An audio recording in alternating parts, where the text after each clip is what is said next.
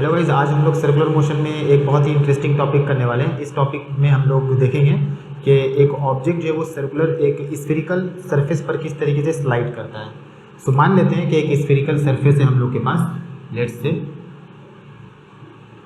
कि हम लोगों के पास एक स्फेरिकल सरफेस है यहाँ पर, और एक ऑब्जेक्ट ले लेते हैं ऊपर में जो कि स्लाइड्स कर रहा है यहाँ पर। अब ये स्लाइड करते करते करते करते यहाँ पर आया, तो किस हाइट पर, सरफेस से किस हाइट पर जो है, ये मान लेते हैं अपना ग्राउंड सरफेस है, ये अपना ग्राउंड प्लेन है, लेट्स से ये अपना ग्राउंड प्लेन है, और इस पर एक स्फीयर रखा हुआ है, और सरफेस से किस हाइट पर आने के बाद ये कॉन्टैक्ट को लूज कर देगा और इस तरीके से यहाँ पे आकर के गिर जाएगा। तो ये हम लोगों को मालूम करना है कि जो हाइट होगा वो कितना होगा। तो ये हाइट हम लोगों को मालूम करना है। सो मान लेते हैं कि ये सेंटर है और यहाँ से जो रेडियस होगा,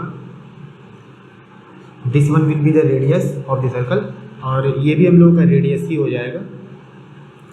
और हाइट की अगर बात की जाए तो ये हो जाएगा अपना हाइट। तो अब हम लोग हाइट जो है, चाहे तो हम लोग यहाँ से भी हाइट मालूम कर सकते हैं from the bottom of the surface, मतलब फ्रॉम द ग्राउंड, या हम लोग चाहे तो सेंटर से भी हाइट मालूम कर सकते हैं, या फिर हम लोग टॉप से भी हाइट मेज़र कर सकते हैं। सो हम लोग जो है अभी फ़िलहाल यहाँ से हाइट मेज़र करेंगे, सेंटर से हाइट को मेज़र करके देखते हैं कि क्या आता है। So let's say mass of the object is m, और ये जो हाइट है, लेट्स से ये हाइट h हो जाएगा, और इसका नाम भी रख देते हैं। तो this is O, this is point A, this is point B and this is point C। तो यहाँ पर सबसे इंपॉर्टेंट चीज़ क्या हम लोग को मेजर करना है कि B पॉइंट पर FBD बनाना, हम लोगों को फ्री बॉडी डायग्राम बनाना है। सो लेट्स से हम लोग B पॉइंट पर फ्री बॉडी डायग्राम बनाते हैं। तो B पॉइंट पर हम लोग देख सकते हैं, तो ये हम लोग का mg डाउनवर्ड लग गया। नेक्स्ट आएगा एक हम लोगों का सरफेस के परपेंडिकुलर एक नॉर्मल फोर्स। तो नॉर्मल फोर्स हमेशा सरफेस के परपेंडिकुलर होता है, यहाँ पर होता है, this is normal force, this is mg। अब mg को हम लोग दो कंपोनेंट में ब्रेक कर सकते हैं। अब जिस डायरेक्शन में एंगल होता है उस डायरेक्शन में हम लोग cos थीटा में ब्रेक करते हैं, और जिस डायरेक्शन में एंगल नहीं होता उस डायरेक्शन में हम लोग sin थीटा में ब्रेक करते हैं। तो यहाँ पर फिलहाल ये एंगल थीटा है, तो ये एंगल भी थीटा होगा, क्योंकि दो पैरेलल लाइंस को एक लाइन कट कर रहा है।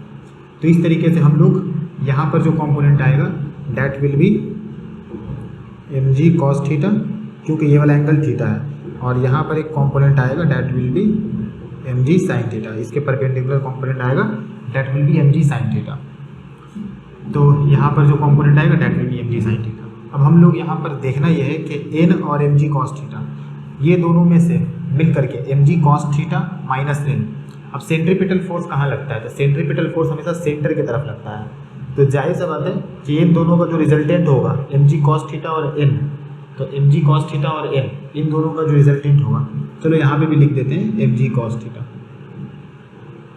और mg sin थीटा। तो mg cos थीटा और n का जो रिजल्टेंट होगा वो हम लोगों का सेंट्रीपिटल फोर्स प्रोवाइड करेगा। तो बोल सकते हैं कि mg, यहाँ लिखते हैं, so mg cos theta minus n, यही हम लोगों का प्रोवाइड करेगा सेंट्रीपिटल फोर्स। अब for non contact surface, for non contact condition बोल सकते हैं, फॉर नन कॉन्टैक्ट कंडीशन। अब यहाँ पर देखना यह है कि जब तक कि ये कॉन्टैक्ट में रहेगा तब तक कि नॉर्मल रिएक्शन कुछ ना कुछ हम लोगों को मिलेगा, लेकिन जैसे ही ये कॉन्टैक्ट में नहीं आएगा, ठीक है, जैसे ही ये कॉन्टैक्ट में नहीं आया, यहाँ से कॉन्टैक्ट जैसे इसका ख़त्म होगा तो हम लोगों को नॉर्मल रिएक्शन ज़ीरो हो जाएगा यहाँ पर। तो हम लोग कह सकते हैं कि normal reaction will be equal to zero. So mg cos theta minus zero is equals to centripetal force. अब हम लोग कह सकते हैं centripetal force is mv square by R. अब radius of the circle is capital R, तो यहाँ से हम लोग v स्क्वायर या mv स्क्वायर निकाल सकते हैं, that will be r mg cos theta, और अगर हाफ mv स्क्वायर कर लें या इसको ऐसे ही छोड़ देते हैं, वैल्यू पुट कर दिया जाएगा। So this is equation number 1। तो ये हो गया हम लोग का फर्स्ट स्टेप। फर्स्ट स्टेप में हम लोग क्या किए, फर्स्ट स्टेप में हम लोग सबसे पहले यहाँ पर सेंट्रीपिटल फोर्स कैलकुलेट किए using resultant of mg cos theta and n, और n ज़ीरो हो जाना चाहिए for the non contact condition, मतलब कि ये जो है कॉन्टैक्ट नहीं रहेगा बॉडी में और इसको जो है ये छोड़ देगा। तो यहाँ तक हम लोग देख चुके हैं। नेक्स्ट आ जाते हैं अब एनर्जी कंजर्वेशन। अब मान के चलते हैं कि यहाँ पर जो हम लोगों का एनर्जी लॉस नहीं हो रहा है, तो टोटल जो है energy at A must be equal to total energy at B. So total mechanical energy at these 2 points must be equal. तो हम लोग कह सकते हैं from law of conservation of energy हम लोग बोल सकते हैं कि potential energy at A plus kinetic energy at A equals to potential energy at B plus kinetic energy at B. अब रेफरेंस पॉइंट हम लोग अपना क्या ले रहे थे, तो अपना रेफरेंस पॉइंट हम लोग ले रहे थे ये सेंटर। तो सेंटर पर पोटेंशियल एनर्जी 0 होगा और उसके ऊपर जब जाएंगे तो पोटेंशियल एनर्जी बढ़ते जाएगा।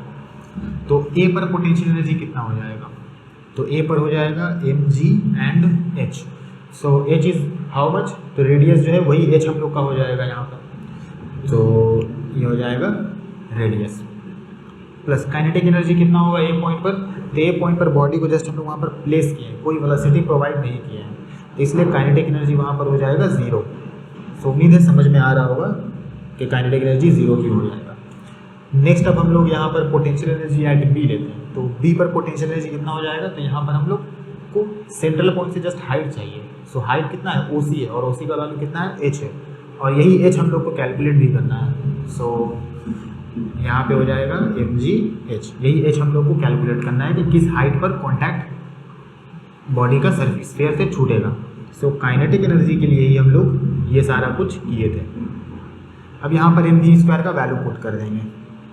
सो mgr equals to mgh plus mv² का वैल्यू हो जाएगा r mg cos theta, right, r mg cos theta.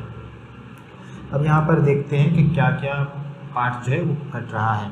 सो mg और mg कैंसिल आउट हो गया, तो हम लोग को मिल जाएगा r, इस वाले पार्ट को भी इधर कर लेते हैं, तो r minus r/2 cos theta equals to h। तो h का वैल्यू ये आ गया। अब एक काम करते हैं, cos थीटा का वैल्यू यहाँ से पुट कर देते हैं। cos थीटा कितना हो जाएगा, cos थीटा हो जाएगा बेस बाई हाइपोटेन्यूज। सो इस वाले ट्रायंगल में अगर देखा जाए, इस वाले ट्रायंगल में तो बेस है OC एंड हाइपोटेन्यूज जो है वो OB है, तो OC बाई OB मतलब h/r। तो क्या सकते हैं कि h/r। सो नाउ ये यहाँ पर कट गया, हैं। सो h प्लस h/b इक्वल्स 1, सो 3h/b इक्वल्स 1। सो हम लोग यहाँ से कह सकते हैं h का वैल्यू जो है वो है 2r/3s। तो हम लोग 2r/3h पर जा सकते हैं, या इसको चाहे तो अपर पॉइंट से भी कंसिडर कर सकते हैं। फ्रॉम टॉप अगर हम लोग बोलना चाहें तो इसको बोल सकते हैं r/3। जस्ट r से सब्ट्रैक्ट कर देना और कुछ नहीं है, टोटल r से सब्ट्रैक्ट कर देंगे तो ये आ जाएगा। तो मतलब ये किस हाइट पर बॉडी जो है कॉन्टैक्ट रिलीज छोड़ देगा, तो ये 1/3 हाइट पर बॉडी जो है वो कॉन्टैक्ट को बॉडी से कॉन्टैक्ट जो है स्फीयर का हट जाएगा। अब यहाँ पर हम लोग कैलकुलेट करते हैं, ये क्वेश्चन को देखते हैं। तो इस क्वेश्चन में सेम चीज़ बोला गया है कि एक स्फीयर है, उसके ऊपर एक ऑब्जेक्ट रखा हुआ है और वो ऑब्जेक्ट जो है वो स्लाइड डाउन कर रहा है।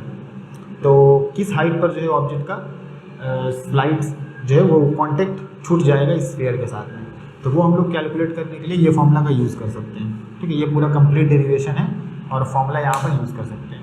तो क्वेश्चन में दिख रहा है कि हम लोगों को बॉटम से कैलकुलेट करना हाइट। तो बॉटम से हाइट कितना हो जाएगा, सबसे पहले तो यहाँ से यहाँ तक का रेडियस जो कि है 21 प्लस अब ये वाला हाइट यहाँ से यहाँ तक का सिर्फ h लेना है। सो h का वैल्यू 2/3 ऑफ r, तो 21 प्लस ये टोटल आ जाएगा हम लोगों का 14। So that will be 35 metre.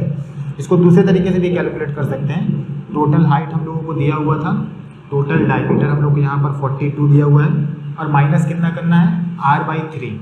ये r/3 अगर नीचे आ जाएंगे तो सेम C पॉइंट पर हम लोग पहुँच जाएंगे, तो r/3 को माइनस कर देना है।